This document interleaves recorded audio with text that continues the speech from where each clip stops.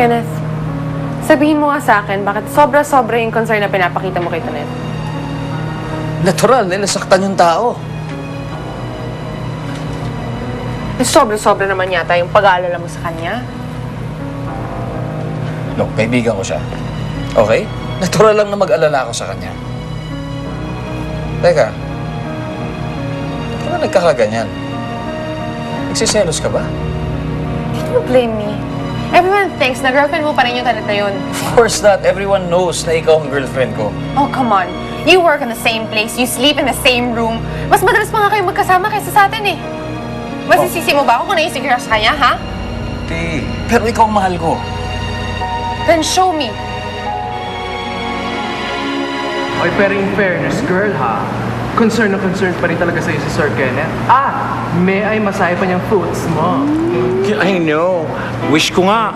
Ako na lang ang minamasahe ni Sir Kenneth eh. Naku, pero tama naman si Vodka talaga, no? Talaga namang nakakaingit naman yung closeness ninyo ni Sir Kenneth. Kaya nga nang gagalaiti yung big girl na yun. Masyadong secure. Eh kahit ako naman na maging jowa talaga ni Sir Kenneth, talaga may insecure ako dito sa ganda ni Tonet, no? Hindi nga kaya. May feelings na talaga para sa'yo si Sir Kenneth. Oh my God!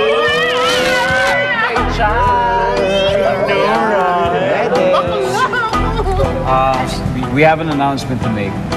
We're getting married, and you're all invited.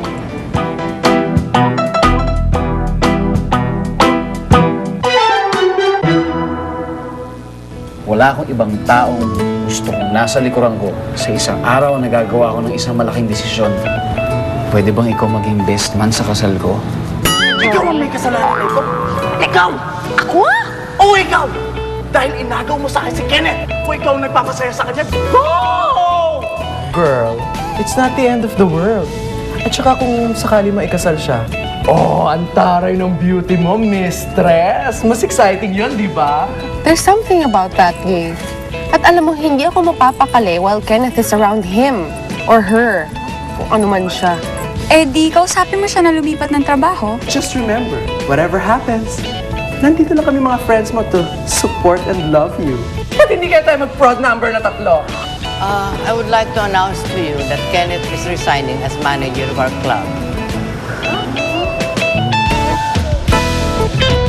Ang nakaraan sa